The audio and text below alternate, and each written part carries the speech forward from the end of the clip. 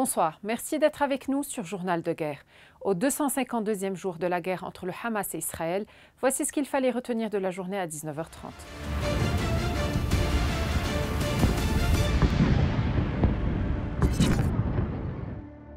L'artillerie israélienne a bombardé vendredi matin les abords de Der Mimes, Kfar Kela et Chiem. Des tirs d'obus au phosphore ont occasionné un incendie au nord-est de Meis el-Jabal. De son côté, le Hezbollah a annoncé avoir attaqué des soldats israéliens déployés à Khelit Wardeh ainsi que les positions de Metula, Ramtha et As-Sammaka. Selon les médias israéliens, des missiles anti-chars ont été lancés à partir du Liban vers Metula sans faire de blessés. 2 femmes ont été tuées dans la nuit de jeudi à vendredi dans une frappe israélienne ciblant une maison située entre Der Qanoun et Jennata dans la région de Tyr. 14 blessés ont été signalés. Des rumeurs selon lesquelles un cadre haut placé du Hezbollah aurait été tué ont été vite démenties vendredi par une source du Hezbollah.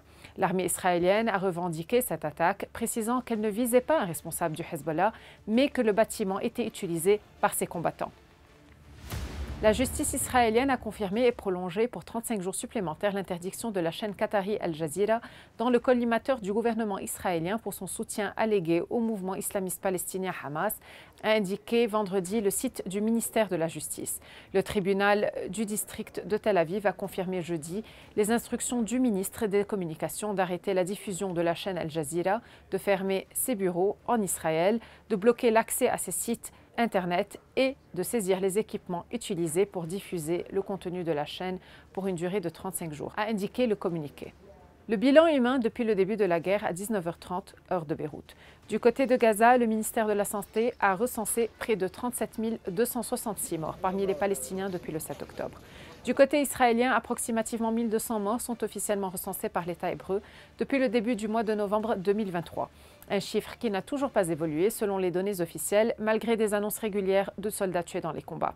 Au moins 300 officiers ont été tués dans la bande de Gaza depuis le 27 octobre, début de l'opération militaire terrestre lancée en représailles à l'attaque du 7 octobre dans le sud d'Israël. Les agences de l'ONU, dont l'UNRWA, doivent opérer sans entrave dans la bande de Gaza, théâtre de la guerre entre Israël et le Hamas, source d'une grave crise humanitaire, ont déclaré vendredi les dirigeants du G7 réunis en sommet dans un projet de déclaration finale. Il est essentiel que les réseaux de distribution de l'UNRWA et des autres organisations et agences des Nations Unies soient pleinement en mesure d'acheminer l'aide à ceux qui en ont le plus besoin afin de remplir leur mandat de manière efficace, ont-ils estimé dans ce texte. Les Houthis ont annoncé qu'ils ont attaqué 3 navires au cours des dernières 24 heures, dont le Verbena en mer d'Arabie et 2 autres navires en mer Rouge.